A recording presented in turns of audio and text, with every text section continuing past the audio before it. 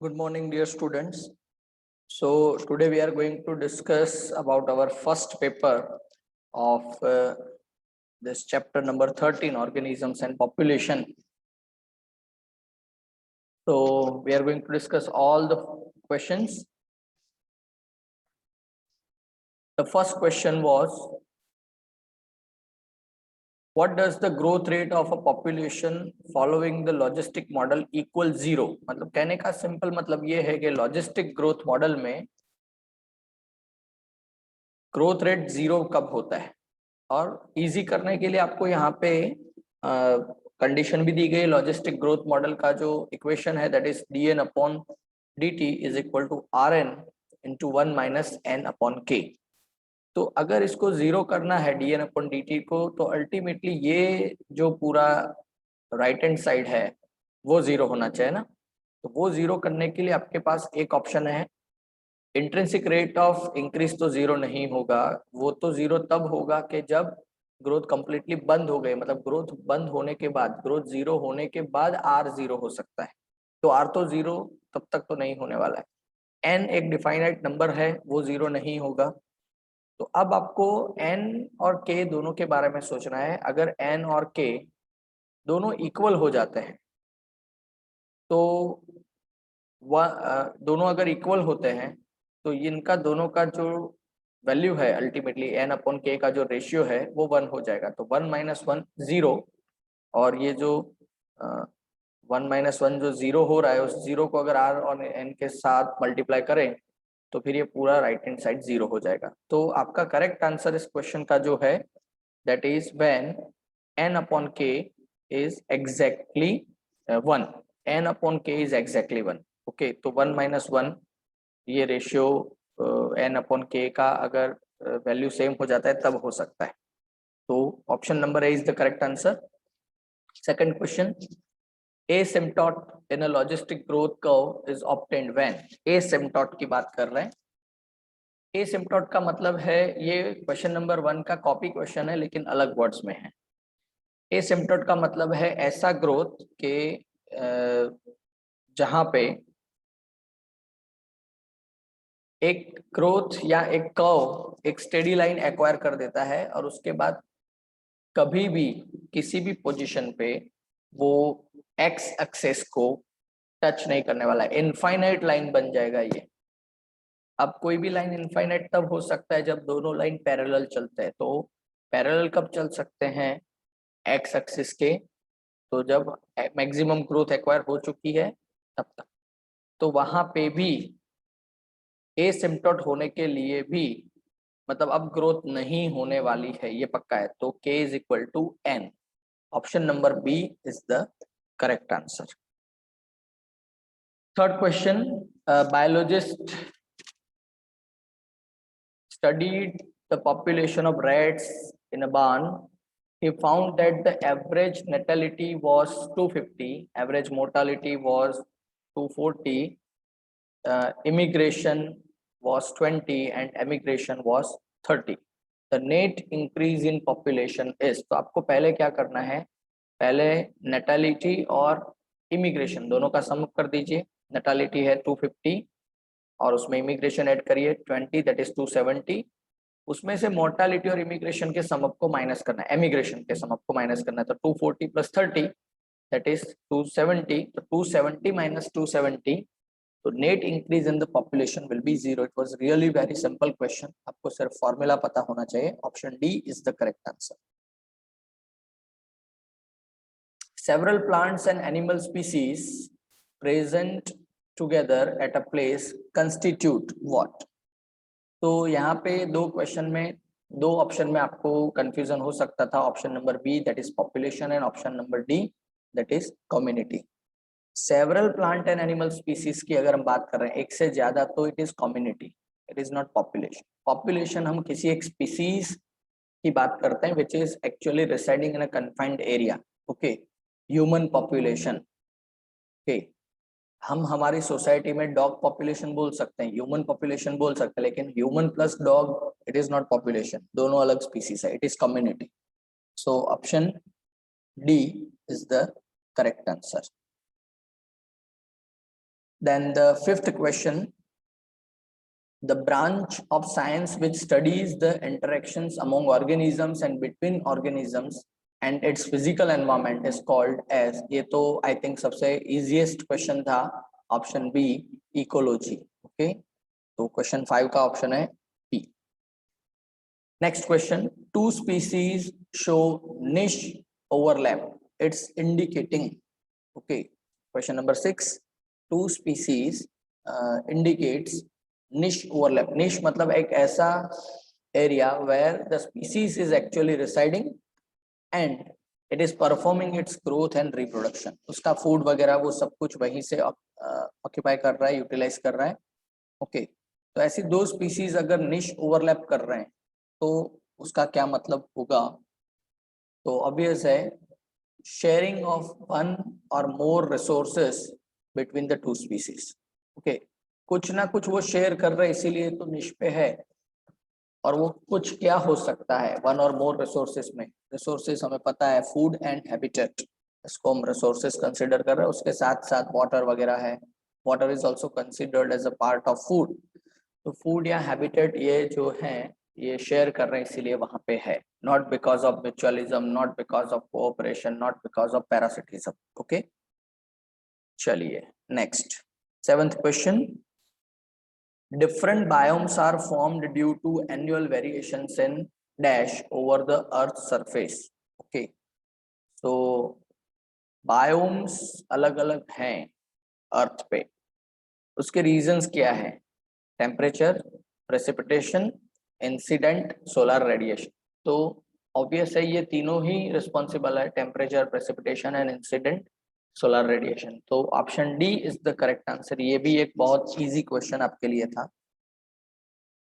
The key elements that determine differences in environmental conditions of different habitats include, question number 8 है ये, key elements that determine differences in environmental conditions of different habitats.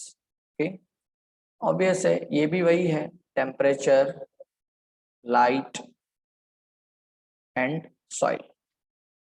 Okay, ये सारे key elements है. Okay, जो अलग अलग environmental conditions develop कर रहे हैं. ओके, और उसकी वजह से डिफरेंट हैबिटेट्स भी डिजाइन हो रहे हैं. Question number 9, biosphere is what? तो ये भी डिस्कस करने की जरूरत नहीं है. बायोस्फीयर में अगर आप कंफ्यूजन हुआ है तो आप क्लियर कर दीजिए. बायोस्फीयर जो है उसमें बायो भले वर्ड है लेकिन उसका मतलब सिर्फ लिविंग ऑर्गेनिज्म नहीं है. ओके, बायोस्फीयर उसमें living organisms and it's interacting environment दोनों आ जाते हैं. मतलब option number D, composed of all living organisms present on earth which interact with the physical environment. Option D is the correct answer for question number 9. Question 10, ecological निश is. तो निश जो है वो क्या है? तो वो सिर्फ एक कोई सरफेस एरिया नहीं है of the ocean. It is not ecologically adapted zone. Okay, but obviously it is the physical position or you can say physical location and functional position or role of a species within the community. एक community में जो organism interact कर रहा है अपने physical environment के साथ, अपने नेबर्स के साथ, लेकिन वो अपनी सारी फिजिकल एक्टिविटीज कहाँ पे कर रहा है, अपनी फंक्शनल एक्टिविटीज कहाँ पे कर रहा है, कहाँ पे वो फिजिकली पिन पॉइंट कर सकते हैं आप. ओके, उसका घर कहाँ पे है, दैट इज फिजिकल पोजिशन. तो option C is the correct answer. Question number 11, salt concentration that is salinity of the sea measured in parts per 1000 days. तो ओशन में क्या है salinity? तो ऑब्वियस है ये तो फैक्ट है, that is 30 to 37. ये इंफॉर्मेटिव क्वेश्चन है आपके टेक्स्ट बुक के हिसाब से. तो option B is the correct answer for 11th question. Then 12th question, formation of tropical forest needs mean annual temperature and mean annual precipitation as. tropical forest है तो बहुत easy हो जाता है हमारे लिए, highest rain, right? Option A है क्योंकि ये भी एक इंफॉर्मेटिव क्वेश्चन है, डिस्कशन का इसमें कोई रोल नहीं है. That is 18 to 15 degree Celsius mean average temperature, और या आप बोल सकते हैं 150 to 400 सेंटीमीटर जो है आपका rain.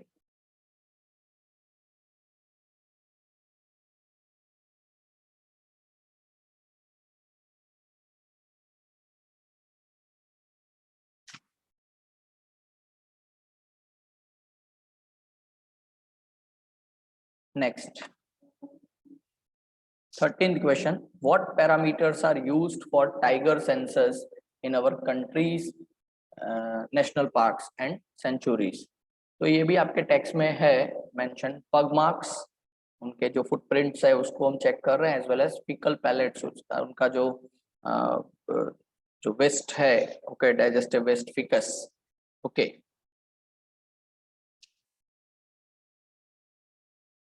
Next question,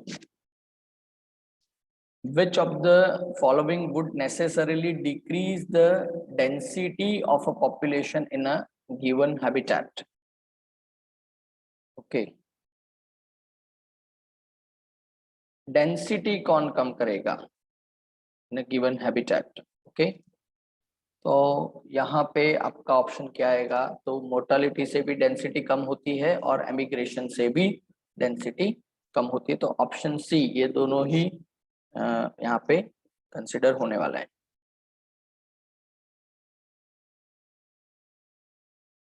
question 14, a protozoa reproduces by binary fission. What will be the number of the protozoan in its population after 6 generation? a protozoan एक दिया हुआ है आपको और बाइनरी फिजन से मतलब डबल हो रहा है after every generation. What will be the protozoan in its population after 6 generation? तो बहुत सिंपल है, इसको आपको 2n कर देना है, 2n, where n is the number of generation, 2n, यहाँ पे 6 generation, 2/6, so answer will be that is 16, okay, and 64, sorry, answer will be 64, okay, so 6 times multiply 2, okay. Which of the following is not a part of an organism's physical environment? Physical environment का part नहीं है, तो physical environment में तो temperature, light और humidity आ ही जाते हैं। Parasite is not the part of the physical environment of the organism, क्योंकि वो लिविंग ऑर्गेनिज्म है। Next question, mango trees, 17th question है ये। Mango trees do not and can not grow in temperate regions, the most important environmental factor responsible for it is.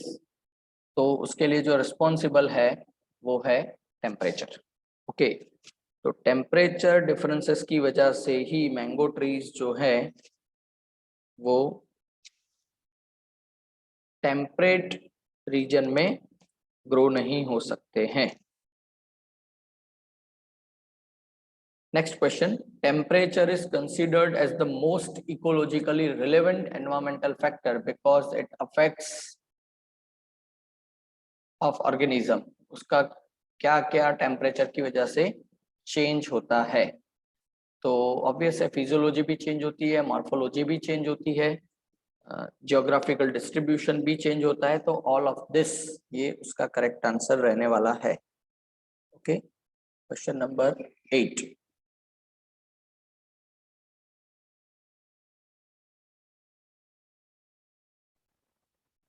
Fine, so all of this is the correct answer. Now organisms that can tolerate a wide range of salt concentration are termed as, तो हमें पता है कि short range अगर है, small range को अगर सिर्फ टोलरेट कर सकते हैं तो उसको हम स्टेनो हेलाइन कहते हैं, ओके, सलाइन नहीं कहेंगे, हेलाइन। और अगर एक वाइड रेंज को ये कवर कर रहे हैं तो उसको हम कहते हैं Yuri हेलाइन। So the correct answer will be C, euryhaline.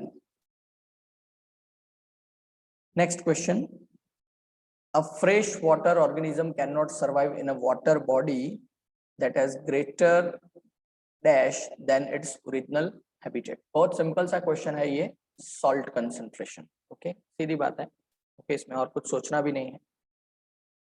Next question, a place has very scanty rainfall, the dominant plant there may be.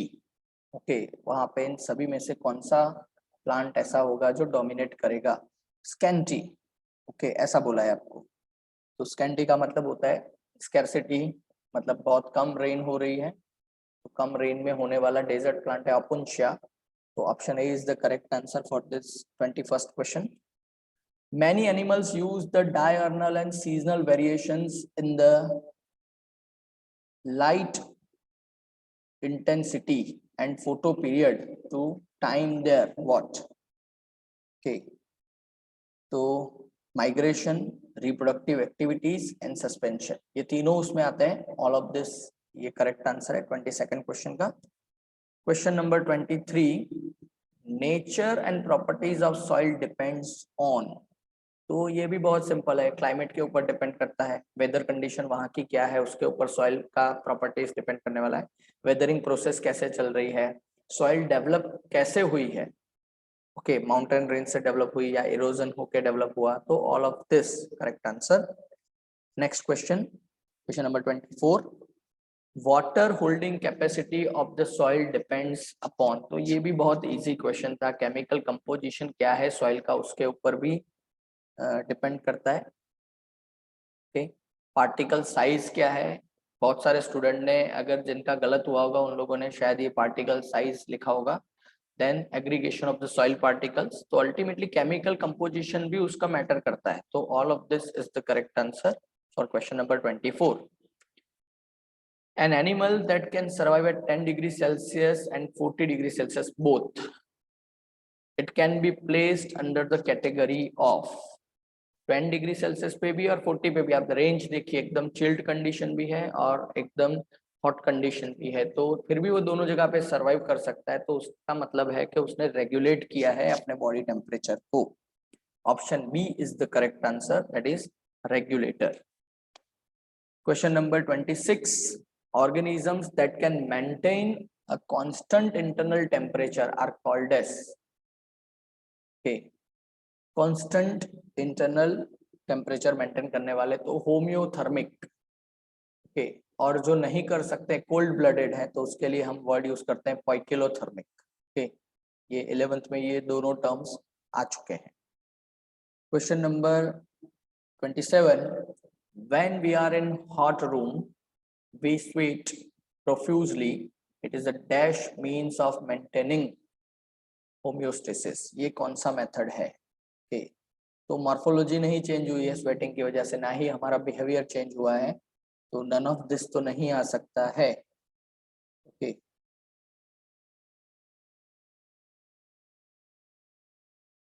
Okay, तो इट इज फिजियोलॉजिकल, हमारी फिजियोलॉजी चेंज हुई इसीलिए स्वेटिंग हमें हो रहा है। Okay, so option B is the correct answer.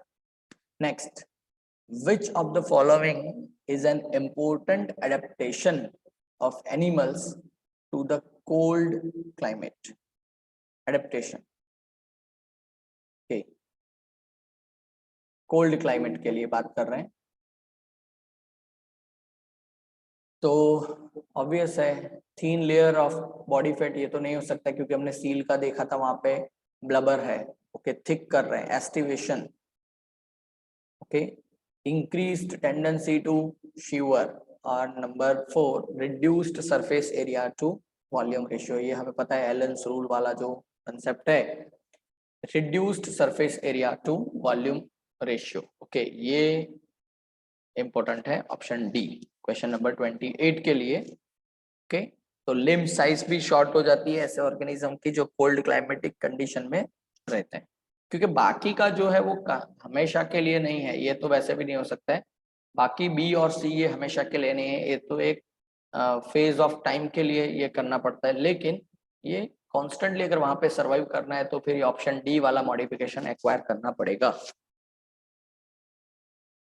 29, when organisms change their location to escape from harsh environment, it is called as migration। इसमें तो सोचना है ही नहीं क्योंकि भाग रहे हैं, तो that is migration। Question number 30, organisms show migration in order to avoid unfavorable conditions of what? Okay,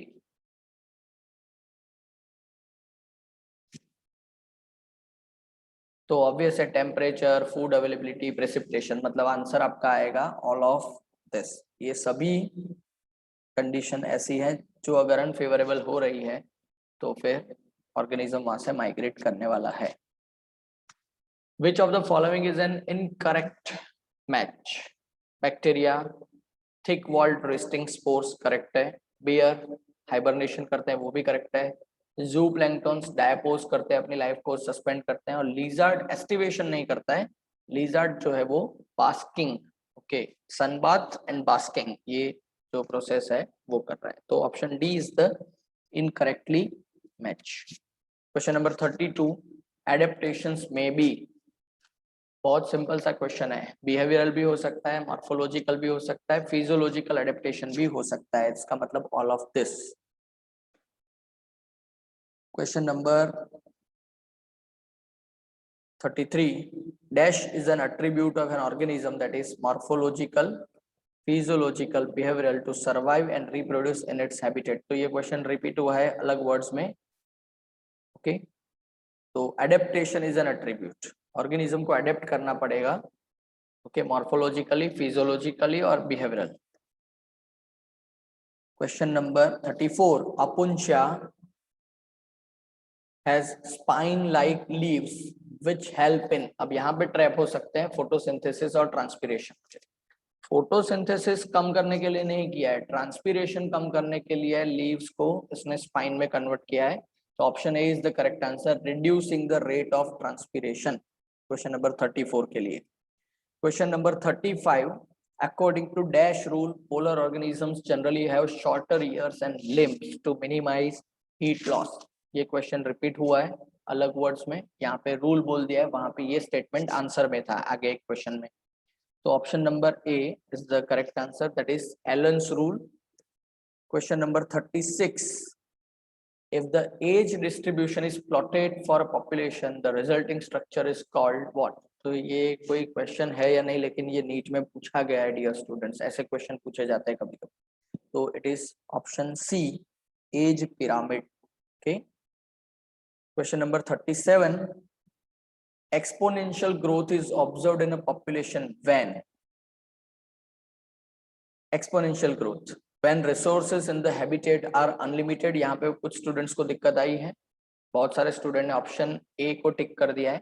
then दूसरा ऑप्शन जो है, each species has the ability to realize its full innate potential. Dear students, ये दोनों ही आपके text book के statements हैं, statement A and statement B for carrying the exponential growth. तो जब रिसोर्सेज अनलिमिटेड होते हैं, दूसरा ऑर्गेनिज्म को खुद को पता है कि उसका पोटेंशियल क्या है, इनेट पोटेंशियल, नेचर ने उसको क्या पोटेंशियल दिया है टू फ्लरिश। ऑब्वियस है कि अगर उसको ये दोनों मिलने वाला है तभी तो जाके वो ग्रो करने वाला है। तो option C is the correct answer, that means A and B both. Then the maximum possible number of individuals that a habitat can support is called, ये डेफिनेशन बहुत बार पूछी जाती है। Maximum possible number, question number 38 हम discuss कर रहे हैं, कैरिंग कैपेसिटीज को बोला जाता है। Option C is the correct answer, definition ही है डायरेक्ट टेक्स्ट से। Question number 39, which of the following equations correctly represents Verhulst Pearl logistic growth, मतलब लॉजिस्टिक ग्रोथ का करेक्ट इक्वेशन क्या है? तो ये तो बहुत सिंपल है, पता ही है, dn upon dt is equal to rn into k minus n upon whole upon k, ऐसा आप बोल सकते हैं। तो ये करेक्ट है, okay, option A is the correct answer. Last question, which of the following statements are correct? Okay, अब आप देखो यहाँ पे ऑलरेडी आंसर भी कुछ क्वेश्चन के मिल रहे हैं।